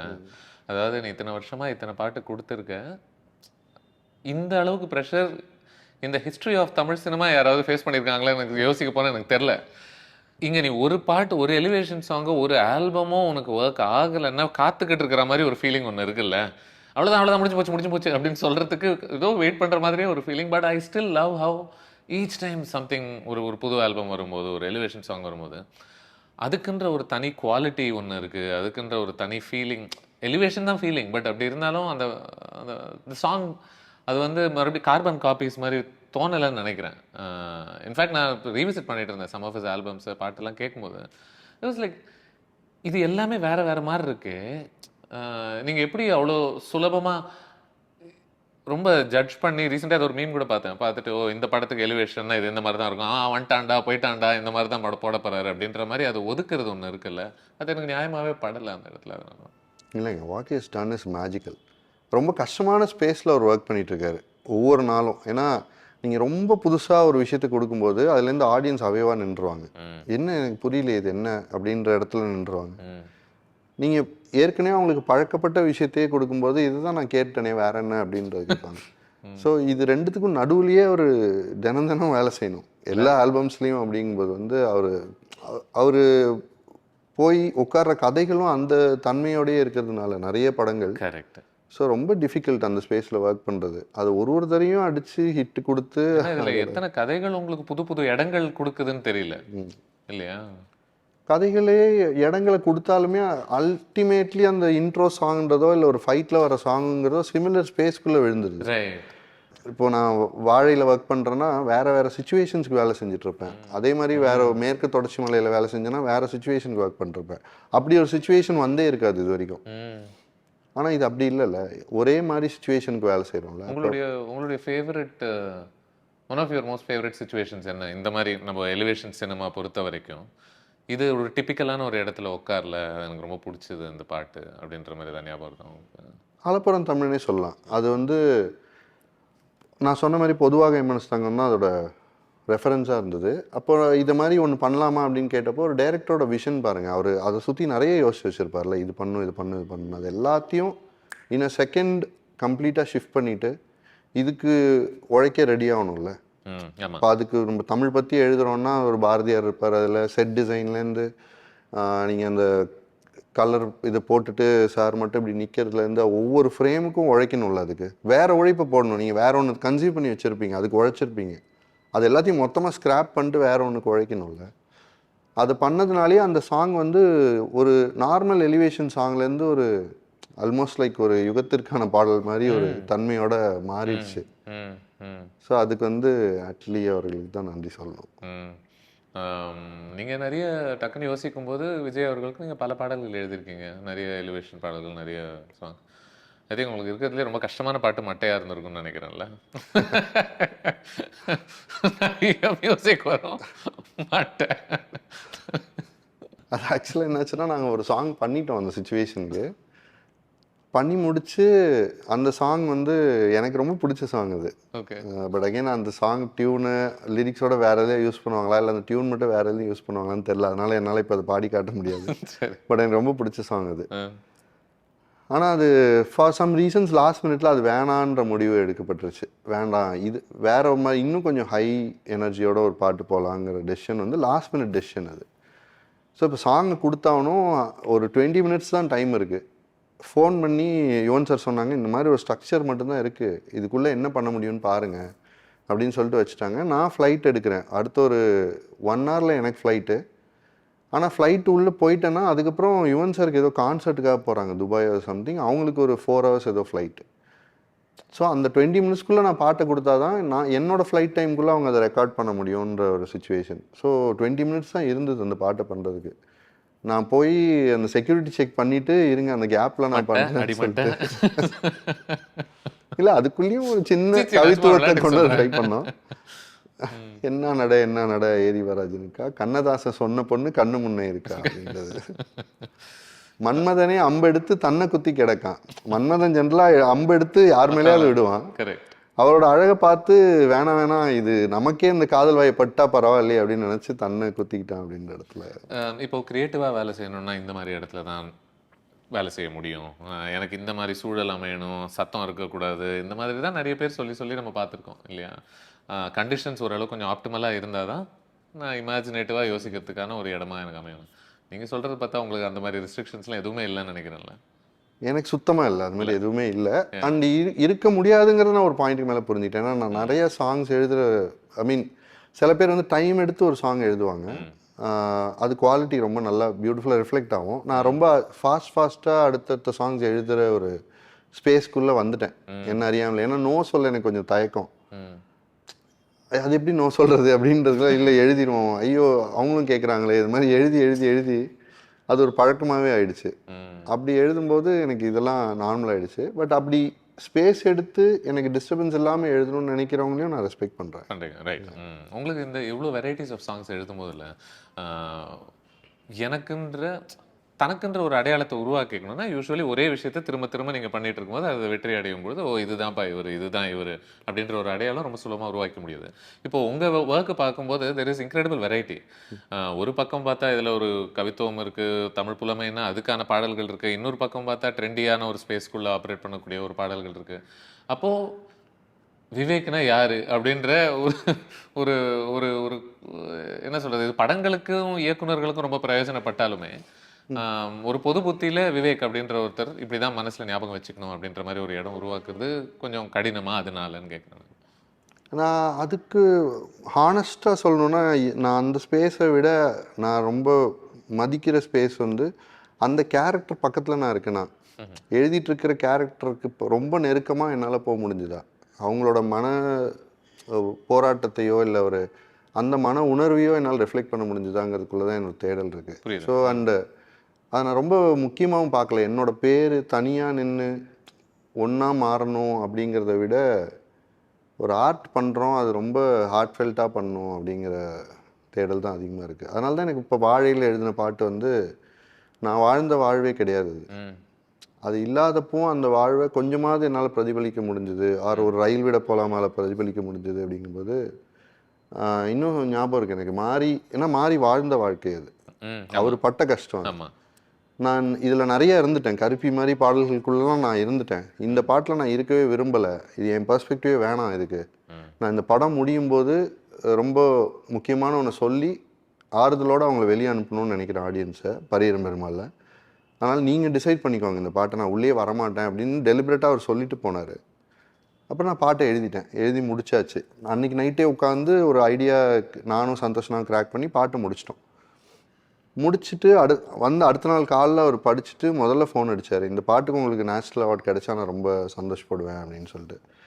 எனக்கு இப்போ அந்த அவார்டு அங்கே அதுக்குள்ளே போல, பட் அந்த வாழ்க்கையை வாழ்ந்த ஒருத்தர் அது நியாயமாக இருக்குது அப்படின்னு சொல்லும்போது ரொம்ப ஒரு கலையோட ஒரு உச்சபட்ச கலை கொடுக்குற ஒரு உச்சபட்ச மகிழ்ச்சியை நம்ம ஒரு திருப்தி அடைவோம்ல, அதுக்குள்ள தேடல் இருக்கிறதுனால எனக்கு. இப்போ சில ஃபில்ம் மேக்கர்ஸ் வந்து இதுதான் சுச்சுவேஷன், கம்போசரும் நீங்களும் ஃபிகர் அவுட் பண்ணிக்கோங்க இதுக்கான ஒர்க் என்னன்றது சொல்லிக்கோங்க. பட் மாறி போல் சில இயக்குனர்கள் நிறைய இடங்களில் இது இப்படி தான் இருக்கணுன்றதுல ரொம்ப ஸ்பெசிஃபிக்காக இருக்கக்கூடியவங்க இல்லையா? மேபி எனக்கு தெரியல, பட் ஸ்பெசிஃபிக்கான வேர்ட்ஸ் கூட இதுக்குள்ளே இருந்து ஆகணுன்ற ஒரு கட்டாயத்திற்குள்ள கூட நீங்கள் வேலை செய்ய வேண்டிய அவசியம் வந்திருக்கலாம். அந்த மாதிரி ஏதாவது இந்த பாடல் இவ்வளோ ரெஸ்ட்ரிக்ஷன்ஸுக்குள்ளே உட்படுத்தி நான் எழுதின ஒரு பாட்டு அப்படின்ற மாதிரி உங்களுக்கு ஏதாவது ஞாபகம் இருக்கா ஸ்பெசிஃபிக்காக? ஐயோ, வாழையில் எழுதின பாட்டு வந்து நான் எழுதுனதுலேயே ரொம்ப சிரமமான பாட்டுங்க அது. ஆனால் அவர் அப்படிப்பட்ட டைரக்டர் இல்லை, ரொம்ப இந்த வார்த்தையை இன்ஃபேக்ட் வந்து ஒரு ரயில்விட போல மேலே அவர் ஒரு கரெக்ஷன் கூட சொல்லலை, அப்படியே எடுத்துக்கிட்டாரு. வாழையில் அவர் ஒரு வேர்ட் மட்டும் சேஞ்ச் கேட்டார், வேறு எந்த சேஞ்சுமே அவர் கேட்கல. ஆனால் அவர் சொன்ன சிச்சுவேஷனோட அடர்த்தி ரொம்ப பெருசு. ஏன்னா அது ஒரு காதல் பாட்டு, 2 பேருக்குள்ளே உள்ள காதல் பாட்டு. ஆனால் இது காதல் பாட்டாக மட்டும் இருந்துடக்கூடாதுங்கிறது தான் ஆரம்பித்தார். ஆரம்பிக்கும் போதே நமக்கு ஒரு கம்மா போடும்போதே ஒன்று தோணலை, காதல் பாட்டாக இருக்கக்கூடாது, என்னவா இருக்கணும் அப்படின்றது. ஸோ ஒரு பெரிய சமூக இடைவெளி இங்கே இருக்குது, அதை சொல்கிற பாட்டாக இருக்கணும். அவங்க டெய்லி சுமந்துட்டு போகிற வாழையோட பாரத்தை சொல்கிற பாட்டாக இருக்கணும். அந்த ஒரு சின்ன பையன் இருக்கான் அந்த கதையில், அந்த பையனுக்கும் அந்த குழுவுக்குமான அன்பு எப்படி பரிமாறப்படுது அப்படிங்கிறது அதுக்குள்ளே இருக்கணும். ஆனால் ஒரு காதல் பாட்டு மாதிரியே தெரியணும். அப்படிங்கும்போது நான் இப்போ உங்கள்கிட்ட சொன்னேன் இல்லையா, அந்த கேரக்டர் பக்கத்தில் போயிட முடியுமான்ற ஒரு தேடல் இருக்கும். அங்கேருந்து தான் எனக்கு இப்போ இந்த வரிகளாக வரும்போது 100 ஆண்டாக வரும் காயம் கொஞ்சம் குறைஞ்சிருதே, இந்த கூண்டே தெரியாதே ஒரு துணை வரும்போதே. அப்படிங்கும்போது நான் இன்னைக்கு வாழை சுமந்துட்டு இருக்கிற கஷ்டத்தை பேசலை, எங்கள் அப்பா சுமந்தாரு, அதுக்கு மேலே சுமந்த அந்த எல்லா பாரமும் ஒன்றை பார்க்கும்போது எனக்கு கொஞ்சம் குறையுது. அதான் அவங்களோட காதல். இந்த கூண்டு இல்லாமல் போயிடாது, இந்த கூண்டு இருக்குது, என் வாழ்க்கையில் இந்த கூண்டு இருக்க தான் போகுது. ஆனால் இந்த கூண்டே தெரியாதே ஒரு துணை வரும்போதே, நீ வரும்போது எனக்கு அது தெரியாமல் இருக்குது, அந்த கூண்டு தெரியாமல் நான் உழவிட்டு இருக்கேன் அப்படின்றதோ, நான் தூர சிரிப்பு சீனிக்கல், வரப்போகிறோம் இடிச்சா வைரக்கல், நான் உட்காந்து உன் கையை பிடிச்சிட்டு உன் மடியில் சாஞ்சு காதலை பரிமாறிக்கிற ஸ்பேஸ்லாம் எனக்கு இல்லை. அந்த வாழ்க்கைக்குள்ளேயே நான் இல்லை. நான் இந்த சுமந்துட்டு போயிட்டே வந்துட்டே இருக்கணும், இதுதான் என் வாழ்க்கை. அதுக்குள்ளே தான் நீயும் இருக்க. எங்கேயாவது தூரத்தில் நீயும் அதை சுமந்துட்டு வரும்போது நீ சிரிச்சிட்டனா, என்னை பார்த்து சிரிச்சிட்டனா, அது எனக்கு சீனிக்கல். இன்னும் பெட்டர், நீ பக்கத்தில் போகும்போது லைட்டாக என்னை இடிச்சிட்டனா, அது எனக்கு வைரக்கல். அவ்வளோதான் என் காதல். அதுக்கு மேலே என்னால் வெளிப்படுத்துகிற தன்மை இல்லை அப்படின்னு சொல்லும்போது, ஓகே கொஞ்சம் பக்கத்தில் போயிட்டோம் அந்த கேரக்டருக்கு அப்படின்னு தோணும். இதுக்குள்ள உங்களுடைய வாழ்க்கையும் நீங்கள் ரசிக்கக்கூடியவங்களும் பொருத்தி பார்த்து அதுக்கான விஷயங்கள் எழுதுவது, அந்த ஸ்பேஸ்க்குள்ளே இது எவ்வளோ பர்சனலைஸ் பண்ணுவீங்க? இல்லை இது பர்சனலைஸ் பண்ண தேவையில்லை, நான் முடிஞ்ச வரைக்கும் அவங்களுடைய ஒரு வாழ்க்கைக்குள்ளே இறங்கி இது ஒரு டிட்டாச்சான ஒரு இடத்து, விவேக் அப்படின்ற ஒருத்தங்கிட்ட டிட்டாச்சான ஒரு இடத்துல தான் எழுதப்படுது எல்லாமே. வாழையில் அந்த மாதிரி பர்சனலைஸ் பண்ணலை, ஏன்னா அது நான் வாழ்ந்த வாழ்க்கையோ எனக்கு சார்ந்தவங்களுக்குள்ள அது இல்லை. பட் இப்போது அமுதக்கடல் பாட்டு பொறுத்த வரைக்கும் என்னோடய ஒய்ஃப் ரொம்ப பெரிய இன்ஸ்பிரேஷன் அதுக்கு. அந்த பாட்டோ இல்லை மேகமாவள், அவங்க பேர் சாரு. அவங்க இல்லைன்னா அந்த பாட்டே எனக்கு புரிஞ்சிருக்காது. ஏன்னா அப்போ எனக்கு குழந்தை பிறக்கல அதை எழுதுகிற டைமில். ஸோ அவங்ககிட்ட நிறைய குழந்தைத்தனம் நான் பார்த்துருக்கேன். ஒரு அப்பா ரிலேஷன்ஷிப்புக்குள்ளே என்னால் ஃபீல் பண்ண முடிஞ்சிருக்கு. அது இல்லாமல் அந்த பாட்டை என்னால் எழுதியிருக்கவே முடியாதுன்னு தோணும். அது மாதிரி நடந்திருக்கு. மேகமாவலில் இருக்குது, இதில் இருக்குது சண்டைக்காரா, உசுறு நரம்பில், அந்த மாதிரி சாங்ஸில் இருக்குது. எனக்கும் இந்த எமோஷனுக்குமே நான் இதை அனுபவிச்சதே இல்லையே, இதை நான் எக்ஸ்பீரியன்ஸ் பண்ணதே இல்லையே, இதை பற்றி நான் எப்படி எழுத முடியும் அப்படின்ற மாதிரி அதை எமோஷன் ஞாபகம் இருக்கா? இருக்குது. கொடியில் வந்து தான் பிள்ளை இறந்ததை பற்றி ஒரு தாயோட அழுகியாக ஒரு பாட்டு வரும். கொடி அந்த மெயின் கேரக்டர் இறக்கும்போது அப்போ எனக்கு தோணுச்சு, இந்த எமோஷன் நமக்கு புரியவே புரியாது, எப்படி இதை எழுதுறது அப்படின்னு சொல்லிட்டு. அப்புறம் ஓகே உள்ளே போய் ட்ரை பண்ணுவோம், அந்த இடத்துல இருந்தால் அவங்களுக்கு என்ன ஃபீல் ஆகும் அப்படிங்கிறத உள்ளே போய் தேடி தேடி தேடி எழுதிட்டு. ஆனால் அது எப்படி சொல்கிறதுன்னு தெரில, ரொம்ப வலி நிறைந்த ஆனால் ஸ்டில் மேஜிக்கல் ஒரு ஸ்பேஸ் அது. அதை பாடுறதுக்கு சித்ராமாவை கேட்கலாம் அப்படின்னு சொல்லி நான் பேசினேன் சந்தோஷம் ஆகிட்டேன். ஆனால் அவங்க தான் குழந்தைய இழந்திருக்காங்க, அது தெரியும், எல்லாருக்குமே தெரியும். அந்த ஸ்பேஸில் அவங்கள்ட்ட அதை கேட்கலாமா இல்லையான்ற தயக்கம் எங்களுக்கு இருந்தது. அப்போ எனக்கு திடீர்னு என்ன தோணுச்சு, ஆல்மோஸ்ட் லைக் இது வந்து ஒரு இழந்த குழந்தைகிட்ட ஒரு பேசுகிற ஒரு ஸ்பேஸ் இருக்குது இந்த பாட்டில். மேபி அது அவங்களுக்கு ஒரு சொலேஸ் கொடுக்கலாம், இருக்கலாம், தெரில, நம்ம கேட்டு பார்க்கலாமே, அவங்க டிசைட் பண்ணுறேன் வேணாங்க அப்படின்ட்டு. ஸோ அவங்க பாட்டு கேட்டு பாடுறேன்ட்டாங்க. நான் பாடுறேன்னாங்க, ரெக்கார்டிங் வந்தாங்க, நான் லிரிக்ஸ் சொன்னேன், லிரிக்ஸ் சொல்ல அவங்க ஃபுல்லாக எழுதினாங்க. அந்த பாட்டை ஃபுல்லாக எழுதி முடிச்சுட்டு வி ஆர் திங்கிங் அவங்கள அது பெருசாக பாதிக்கல, அவங்க அதை ஹேண்டில் பண்ணி ப்ரொஃபஷ்னலாக ஹேண்டில் பண்ணிட்டுருக்காங்க அப்படின்னு நினச்சிட்டு இருந்தோம். ஃபுல்லாக லிரிக்ஸை எழுதி முடிச்சுட்டு பெண்ணை வச்சாங்க, அவங்க அழ ஆரம்பித்தாங்க. எங்களால் அதை எடுத்துக்கவும் முடியல, அவங்களால என்ன சமாதானம் சொல்கிறதுன்னு தெரியல. அப்புறம் சந்தோஷம் அவங்களோட சிரித்து பேசி அவங்களோட நார்மல் கொண்டு வரும்போது அதுக்கப்புறம் அவங்க லிரிக்ஸ் ரொம்ப நல்லா இருக்குது அப்படின்னு சொல்லி ஒரு சின்ன எங்ககிட்ட அவங்க டீப்பாக அதை பற்றி பேசலை, ஆனால் ஏதோ ஒரு சின்ன ரிலீஃப் எங்களால் ஃபீல் பண்ண முடிஞ்சுது அவங்கள்ட்ட. கடைசியாக ஒன்று பேசணும்னு நம்ம ஆசைப்படுவோம்ல, அது மேபி பேசப்பட்டுருச்சோ என்னமோ அப்படின்ற மாதிரி ஒரு ஃபீல் இருந்தது. ஐ திங்க் சினிமா இந்த மாதிரி அழகான அனுபவங்கள்லாம் அங்கங்கே அமைச்சிக்கிட்டே தான் இருக்குன்னு நினைக்கிறேன்ல. ஆமாம், அதனால தான் பார்க்குற நமக்கும் அது அமையுதுன்னு நினைக்கிறேன். இல்லை, நீங்கள் சந்தோஷம் மென்ஷன் பண்ணுறதுனால ஆப்வியஸ்லி நீங்கள் சந்தோஷ் கூட யூ ஸ்டார்டட் யுவர் ஜர்னி இல்லையா, அங்கேருந்து ஆரம்பிச்சது தான். ஈவன் இந்த எலிவேஷன் ஸ்பேஸாக இருக்கட்டும், ஒரு கமர்ஷியல் சினிமா அப்படின்ற ஒரு ஸ்பேஸாக இருக்கட்டும், சந்தோஷ் இதில் எந்த விதிகளுக்குமே உட்படாத ஒரு கம்போசர் மாதிரி தான் எனக்கு என்றைக்குமே தெரிஞ்சிருக்காரு. I think it's been a fascinating composer. அவருடைய ஒரு முக்கியத்துவம் என்னவோ பார்க்குறீங்க நம்ம தமிழ் சினிமாக்குள்ளே? இந்த சாதிய கட்டமைப்புகளை உடைக்கிறதுக்கு அவர் ஒரு மிகப்பெரிய தூணாக நின்றுருக்காரு. அதுக்காகவே அவருக்கு வந்து தமிழ் சினிமா ரொம்ப கடன் பட்டிருக்குன்னு நான் சொல்லுவேன். இப்போ ஒரு பரியன் பெருமாள் மாதிரி ஒரு ஆல்பம்மை எப்படி ப்ரொஜெக்ட் பண்ணணுன்றது இருக்குல்ல, ஒரு கருப்பி மாதிரி ஒரு பாட்டு அதில் பண்ணணும், ஒரு வார இல்விடம் போலாமா மாதிரி ஒரு பாட்டு பண்ணணும், அந்த மாதிரி ஒரு லிரிக் ஸ்ட்ரக்சர் அதுக்குள்ளே இருக்கணும் அப்படின்னு நினைக்கிறது இருக்குல்ல. ஈவன் நான் எழுதாத பாடல்களும் சரி, மாறி நான் யார் அப்படின்னு ஒரு பாட்டு எழுதியிருப்பாரு, பயங்கரமான ஒரு பாட்டு, லிரிக்கலாமே சூப்பராக இருக்கும். அது சத்தியமாக அந்த மாதிரி ஒரு ஆல்பமில் அந்த மாதிரி ஒரு பாட்டு உட்காருன்னே நம்ம யோசிச்சு கூட பார்த்துருக்க முடியுமான்னு தெரில. வாழை, கர்ணன், மெட்ராஸ், எவ்வளோ பியூட்டிஃபுல் ஆல்பம்ஸ். இது தவிர அவரோட மற்ற ஆல்பம்ஸ் கபாலி காலா. கபாலி, காலா, ஈவன் ரெட்ரோ சொல்லிட்டே போகலாம். Yeah. ஆனால் அவரோட கிளாசிக்ஸ் மெலடிஸ் எனக்கு ரொம்ப பிடிக்கும். ஸோ அந்த மெலடிஸ் வந்து அவர்கிட்டேருந்து வரும்போதே நமக்கு அப்படியே என்னோட முதல் சாங்கே பூவா விழும் பொழுதில்னு ஒரு பாட்டு. அது தடவை டியூன் வந்தப்போ எனக்கு வந்து இதுதான் என் ஃபஸ்ட் சாங்காக இருக்க போதான்னு ஒரு பிரமிப்பே இருந்தது. ஏன்னா அது வார்த்தை இல்லாமலே அந்த டியூன் அவ்வளோ பியூட்டிஃபுல்லாக இருந்தது. இதில் சொற்கள் எதுவும் போட்டு கெடுத்துடாத, கீழே இறக்கிறாதன்னு தோணுச்சு எனக்கு. யூ பிலீவ் தட் இந்த மாதிரி மெலடிஸ் வரும்போது எழுத்தாளர்களுக்கு இன்னும் கொஞ்சம் எக்ஸ்ட்ரா சந்தோஷம் கிடைக்குமா? மெலடினா இன்னும் கொஞ்சம் நம்மளுடைய எழுத்துத்தன்மை வெளிப்படுத்துறதுக்கான ஒரு இடம் இன்னும் ஜாஸ்தி இருக்குன்ற மாதிரி நீங்கள் பார்க்குறீங்களா? இல்லை, ஒரு எழுத்தாளருக்கு ஆழ் மனசை போய் தொடணும் கேட்குற ஆடியன்ஸுங்கிறது தானே அதிகபட்ச தேவையாக இருக்கும் நிறைய பேருக்கு. அட்லீஸ்ட் எனக்கு அது இருக்குது. அப்படி இருக்கும்போது மெலடிஸ் வந்து அதை ஈஸியாக பண்ணும். பொறுமையாக உள்ளே இறங்கும், டக்குன்னு போய் வைரல் ஆகிடாது. அது பொறுமையாக உள்ளே இறங்கி ஆனால் இறங்கிட்டே இருக்கும். அது காலத்துக்கும் இறங்கி ஒரு தனக்குன்னு ஒரு ஸ்பேஸை கண்டுபிடிச்சி அங்கே உட்காந்துருக்கோம். அங்கேருந்து அதை எடுக்கவே முடியாது, பிரிச்சுன்ற ஒரு இடத்துல போய் உட்காந்துருக்கோம். அதனால தானே இன்றைக்கி ராஜா சார் நம்ம எப்படி கொண்டாடிட்டு இருக்கோம். கரெக்ட். ஸோ அப்படிப்பட்ட மெலடிஸ் நிறைய அவர் பண்ணியிருக்காரு. அது கேட்கும்போதே நமக்கு அவ்வளோ பியூட்டிஃபுல்லாக இருக்கும். ஸோ இதில் சொற்களையும் சேர்த்து அந்த ஆழத்துக்கு அனுப்பணுங்கிறது ஒரு ரெஸ்பான்சிபிலிட்டியாக இருக்குது. நிறைய கிரியேட்டர்ஸ்க்குல்ல அவங்களுக்குன்ற ஒரு ஒரு ஒரு சில முறை அன்கான்ஷியஸாக சப்கான்ஷியஸோ இல்லை கான்ஷியஸாவோ ஒரு இமேஜரி ரிப்பீட் ஆகிக்கிட்டே இருக்கும் இல்லை விதவிதமான வழிகளில். இப்போ நான் முத்துக்குமாரை பற்றி யோசிக்க போனால் இந்த கல்லறை பூக்கள் அப்படின்ற ஒரு கான்செப்ட் அங்கங்கே ஒரு மாதிரி வந்துக்கிட்டு இருக்கும். அந்த மாதிரி உங்களுக்கு ஏதாவது ரிக்கரிங் இமேஜரி அந்த மாதிரி ஏதாவது ஒன்று இருக்கா உங்கள் ரைட்டிங்கில்? ஓ, இது மறுபடியும் வந்துருச்சு, நானே எதிர்பார்க்கலையன்ற மாதிரி ஒரு இடத்துல கண்டிப்பாக இருக்கும். நிறைய பாடல்கள் எழுதுறதுனால கண்டிப்பாக இருக்கும். அதை கண்டுபிடிச்சா அதை தவிர்க்க ஆரம்பிச்சிருவோம். நான் சம்டைம்ஸ் கேட்டிருக்கேன், உங்களுக்கு அது மாதிரி ஏதாவது ரெப்பிட்டேட்டிவாக தோணுதா சொல்லுங்க, நான் அவாய்ட் பண்ணுறேன் அப்படின்னு சொல்லிட்டு. சில பேர் ஓப்பனாக சொல்லுவாங்க, சில பேர் சொல்ல மாட்டாங்க. நீங்கள் அப்படி தான் இருந்தால் சொல்லுங்க, நான் அவாய்ட் பண்ணுறேன். பட் ரீசெண்டாக கண்டு எடுத்து இதுக்கு மேலே பண்ண வேணான்ற மாதிரி ஏதாவது தோணியிருக்கா உங்களுக்கு அந்த மாதிரி? ஆனால் பொதுவாக இப்போ வந்து லிரிக் ஸ்ட்ரக்சரே கொஞ்சம் மாறிடுச்சு. ரொம்ப எளிமைப்படுத்தி எல்லாருக்கும் கொடுக்குற தன்மை வந்துடுச்சு. சம்டைம்ஸ் போய் ஒரு பாட்டு எழுதணுன்னா இல்லை இது வேணாமே அப்படின்வாங்க. ஏன் அப்படின்னு கேட்டால் இல்லை ரொம்ப தமிழாக இருக்குது அப்படின்வாங்க. நமக்கு ஷாக் ஆயிரும். இன்னும் தமிழாக தானே இருக்கணும், வேற எப்படி இருக்கணுன்ற மாதிரி இருக்கும். ஸோ அப்போ அதை கம்மி பண்ணி கொடுக்கும்போது ஒரு சில சொற்கட்டுக்குள்ளேயே நம்ம அடங்கிடுவோம்ல, புரியறதுக்காக எழுதுறோம் அப்படிங்கிறப்போ.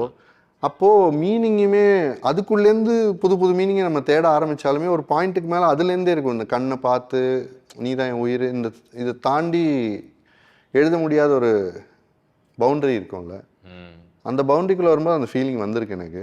ஸோ அதுக்குள்ளேருந்து வேறு என்ன சொல்லணும், அட்லீஸ்ட் இது இல்லாமல் எப்படி பண்ணலாம் அப்படின்றது யோசிச்சிருக்கேன். ஸ்பெசிஃபிக்காக அனலைஸ் பண்ணுறதுக்கான நேரம் வந்து ஸ்க்ரீன் பிளே அண்ட் ரைட்டிங்குள்ளேயும் இருக்கிறதுனால ஆஃப்லைட் கொஞ்சம் கிடைக்க மாட்டேங்குது. புரியுது. மேபி கடைசியாக இவ்வளோ நிர்பந்தத்துக்குள் உட்படும் போது இல்லை, அங்கேருந்து நம்ம ஒன்று எழுதுகிறோம் அப்படின்னும் போது எல்லா ஆர்டிஸ்ட் ஒரு ஜோனுக்குள்ளே போகும்போது இல்லை, ஆமாம் நம்ம எதுக்காக வந்தோம், நம்ம இங்கே என்ன பண்ணிக்கிட்டு இருக்கோம், அஃப்கோர்ஸ் வர்ற வாய்ப்பெல்லாம் எடுத்துக்கிட்டு இருக்கோம், பணம் சம்பாதிச்சுக்கிட்டு இருக்கோம், பட் உண்மையிலேயே இது நமக்கு திருப்திகரமான ஒரு வேலையாக அமைஞ்சிக்கிட்டு இருக்கா அப்படின்ற ஒரு கேள்வி குழப்பம் அங்கங்கே வர்றதான் செய்யுது சில பேருக்கு. உங்களுக்கு அந்த மாதிரி குழப்பங்கள்லாம் வர ஆரம்பிச்சுதா, தாண்டி வந்துட்டிங்களா? ஆரம்பத்தில் இருந்தது. இருக்கும்போதே அப்போ வந்து நம்ம we have to pick and choose அப்படிங்கிறது நான் கேர்ஃபுல்லாக இருந்தேன். சந்தைப்படுத்துறதுக்கு தான் நம்ம எல்லா பாட்டுமே எழுதுகிறோம், எல்லா பாட்டுமே எல்லாத்தையும் போய் சேர்ந்தாக வேண்டிய தன்மை இருக்குது. ஆனால் அதையே பண்ணிட்டு இருந்தோம்னா என்னைக்கு தமிழ் வளர்றது, அடுத்த சமூகத்துக்கு தமிழை எப்படி கொண்டு போய் சேர்க்கறது? இப்போ நான் எழுத வந்த காலகட்டத்திலேயே தமிழ் படிக்க தெரியாது ஆனால் பேச தெரியும் அப்படின்னு சொல்கிற ஒரு ஒரு ஒரு மக்கள் ஜாஸ்தி ஆகிட்டாங்கன்ற மாதிரி. ஸோ இப்போ வந்து தமிழ் பேச தெரியாது ஆனால் புரியும், இதெல்லாம் கேட்குறேன் நான் வெளியிலேருந்து.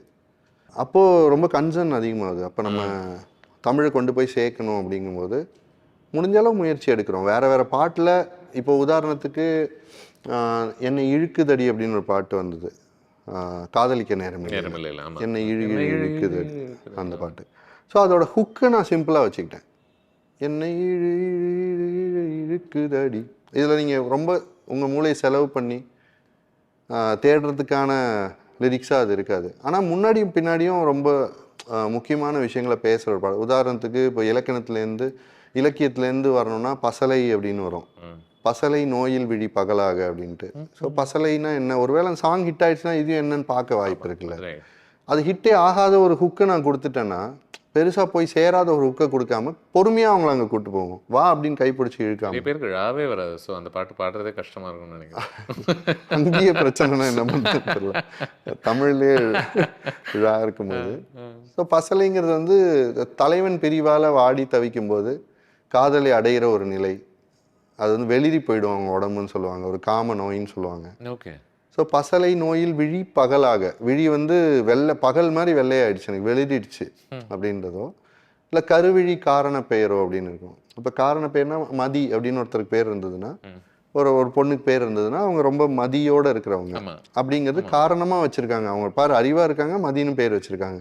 இல்லை நிலா மாதிரி இருக்காங்க, அழகாக இருக்காங்க, மதின்னு பேர் வச்சுருக்காங்க. அப்படி காரண பெயர்னு இருக்கும்ல. ஸோ கருவிழி காரண பெயரோ, உனக்கு கருவிழின்னு இருக்கிறது காரண பெயரோ, அதில் இப்போ அது காரண பேர் மட்டும் இல்லை, இந்த கருமை மட்டும் இல்லை, கரு மாதிரி இருக்குது, என்ன புதுப்பிச்சு உயிர்ப்பிச்சிட்டு இருக்கு, அதில் உயிர் பெற்று வரவோ அப்படின்னு இருக்கும். ஸோ இதை வந்து முடிஞ்ச அளவுக்கு நம்ம சேர்க்க ட்ரை பண்ணுறோம். சேம் வித் நீசிங்கம் தான், அதுலேயும் அது இருக்கும். முன்னாடி பின்னாடி வந்து நான் ரொம்ப சுற்றி நின்று ஊரே பார்க்க களம் காண்பான்ங்கிறது ரொம்ப சிம்பிளாக இருந்தாலும், முன்னாடி பின்னாடி ரொம்ப டீப் ஃபிலாசபிஸ் வந்து அந்த பாட்டு வந்து ரொம்ப ஃபிலாசபியாக பேசணும். ரொம்ப நிறைய விஷயங்கள் அடங்கி கிடக்கு அந்த பாட்டுக்குள்ள. புரியுது. Okay okay. ஒன்று ஐ வில் ப்ராமிஸ் யூ, நான் மறுபடியும் ஐம் கோயிங் டு ரீவிசிட். இதில் பாடல் நீங்கள் சொல்லலாம். அஃப்கோர்ஸ் இது பாடல்கள் பெரும்பான்மை சேர்ந்தாலே எனக்கு போதும் அப்படின்னு நீங்கள் சொன்னாலும் கூட, அதில் இவ்வளோ ஒர்க் இருக்குது, அதில் இவ்வளோ ஆழமும் அழகும் நம்மளுடைய தனிப்பட்ட என்ஜாய்மெண்ட்டுக்கு இருக்குது அப்படின்றதுனால, உங்களுக்காக அப்படின்றத தாண்டி எனக்காக I want to consume it again. ஒரு விதத்தில் அதை பொறுத்து சிந்திக்கிறதுக்கான ஒரு ஸ்பேஸில் அதான் மறுபடியும் நான் அந்த சத்தியம் எனக்கே பண்ணிக்கிறேன். மறுபடியும் மறந்துடுவேன், மறுபடியும் உங்ககிட்ட உங்களை மாதிரி யாரு கூட பேசும்போது ஞாபகப்படுத்திக்குவேன். But thank you so much for this conversation. நினைக்கிற வரைக்கும் எங்களுக்கு அதுவே பெரிய மகிழ்ச்சி. இது மட்டும் இல்லை, ஈவன் கார்த்திக் நேத்தா ஃபென்டாஸ்டிக்காக எழுதுறாரு. இப்போ 96ல் அவங்களும் உமாதேவியும் எழுதுனது வந்து எக்ஸ்ட்ராடினரி லிரிக்ஸ். அதுக்கு நேஷனல் அவார்டு கிடச்சிருக்கணும். அது வந்து இன்னும் hundreds and hundreds of millions போயிருக்கணுங்கிறது என்னோட ஆசை. நம்மள நிறைய பேர் ரசிச்சிருக்கோம். அதனால இந்த அவார்டு அது எதனால கொடுக்கப்படுது அப்படின்றது நமக்கு தெரிய மாட்டேங்குது. அவார்டு மட்டும் சொல்ல, அட்லீஸ்ட் ஒரு பொது அங்கீகாரம் அவங்களுக்கு இன்னும் அதிகமாக கிடச்சிருக்கலான்ற வருத்தம் எனக்கு எப்பவுமே இருக்கும். ஸோ அது இப்போ உங்களை மாதிரி அதை போய் ரசித்து கேட்கணும்னு நினைக்கிறவங்க மூலமாக அது நடந்ததுன்னா எங்களுக்கு ஹாப்பி தான் பாடலாசிரியர்களா. All the very best to you, and in the varam Jananayagan release, so all the very best. Thank you for the film as well. Thank you.